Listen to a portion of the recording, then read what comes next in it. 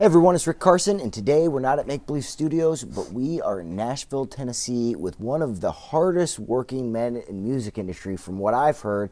Everybody out here seems to sing your praises. This is Nathan Dantzler. You've been working on a lot of great records. Is there anything that you're really excited about that you've been up to? Gosh, this last year's been wild. Lots of cool records. We're always thankful that we, just get to work on music for a living, number one, and pay the bills. And then it's just bonus when you get to work with best producers and mixers and engineers. And it's been a dope year. Lots of cool stuff. So that's very cool. You're working with one of my new favorite artists, an artist by the name of Sherwin. How did that come Squeeze. I work a lot with the camp that he's in, and I love that resonated with you because Harrison and I, we love Squeeze. We love Sherwin stuff. So it's just so swampy and cool and swaggy, and I think Harrison and I talk about this a lot. A lot of our favorite records that we like it's not about them sounding good. You would think as a mastering engineer, it's like you want everything to sound great all the time, and it's like that doesn't really matter to me, right? To me, it's like, does it hit? Does it feel the way it's supposed to feel? And I use the analogy a lot of the time that a punk rock band might have old Converse and ripped jeans and a beat up Telecaster. So it doesn't make sense for their record to be all shiny with replaced drums and perfectly balanced everything. It needs to be kind of ratty, And so I think the Shui stuff is cool because it threads that needle just perfectly. I authentically know that he is being authentic in what he's doing. He's not trying to cater to an audience. He's not trying to he's not trying to let it be anything other than what it is. And it's just he digs it.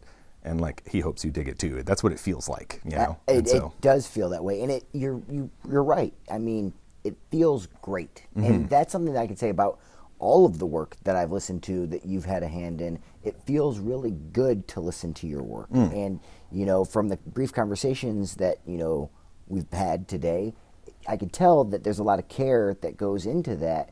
And I'm just curious, when you're working on this stuff, is there anything that you're doing consciously or subconsciously that you think just sets you apart a little bit when it comes to not gear or plugins, but care? I think it's really, and I've probably said this in other interviews and talks before, but it's like licking your finger and putting it to the wind of what does this want to do? It's not about me.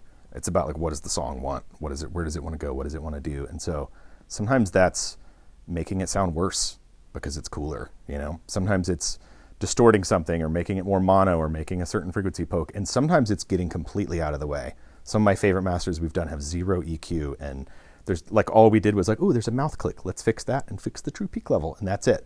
So it's a good drummer, young drummer, a lot of times will be playing drum fills all the time, way too many fills. And then you see the pro and they're just locked into the groove and they're not playing anything unnecessary.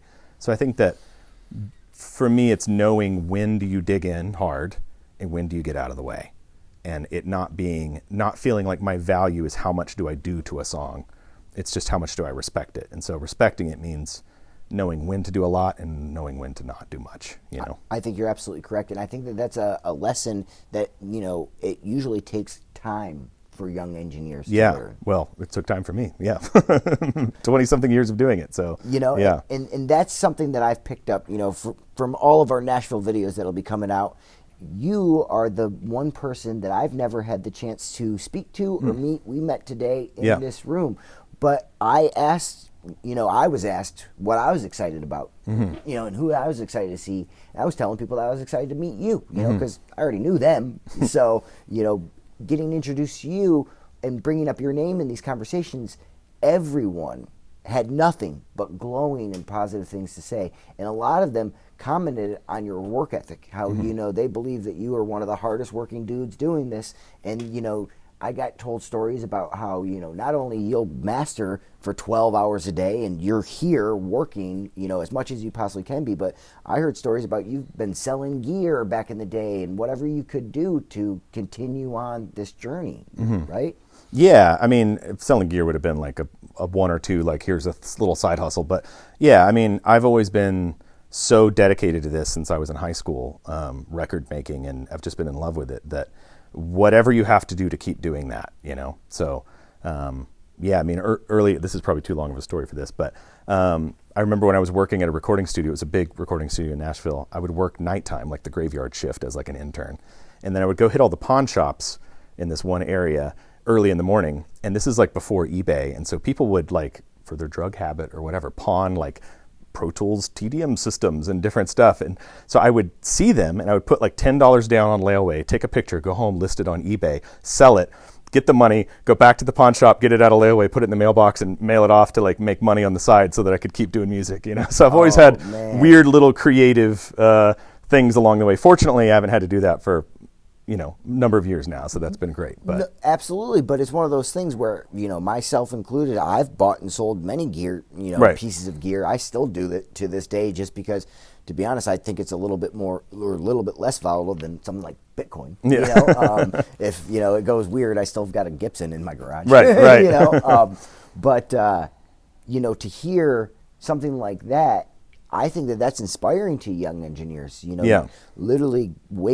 spending just an extra second of your day to make sure that you can try and stay doing this job through a way that, you know, most people wouldn't even think about, man. Well, I think with a lot of young engineers, there's a lot of like feeling like the barrier to entry is really high, you know, that you have to have this certain computer and all these plugins and this kind of thing and outboard gear and whatever. But reality is the barrier of entry is very low. I have a son who's 12 and for his birthday, got a $100 iMac, a 2011 iMac, and installed some basic DAW stuff on there or whatever. And like, you know what? If you're a record maker, you can make a great record on that. Absolutely. You know? So it doesn't require enormous investments. And so sometimes it feels like, though, I think that with young engineers, there's not enough value being put on putting your reps in, you know, the whole 10,000 hour or 100,000 hour, whatever the thing is. But like, that's where the value's at, is working with other talented people in a collaborative environment over many years on many, many records is when you start to get really good. But it's hard because we're constantly being sold, well, if you buy this thing and that thing, that's what you need to sound pro. When really it's like, no, the people I know that are really good could make whatever tools you give them work, you know, so. Absolutely. Yeah. Well, if you had to give one piece of advice to someone who is thinking about entering this game, maybe thinking about going to college, you know, what piece of advice would you give yourself 20 years ago?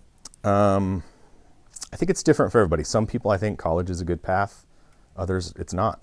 I didn't go to school. I went for one semester and failed everything except for scuba diving, and went straight into interning. But I think it depends on your personality type, on like what's the path. And for everyone, it looks different. It's different for artists. Like what works for one artist doesn't work for another. There's so many variables in all this that it's hard to say. But I will say the one thing is that like having an attitude of service, and understanding that working on records for a living, it's not about me. It's not about us. It's bigger than that, you know?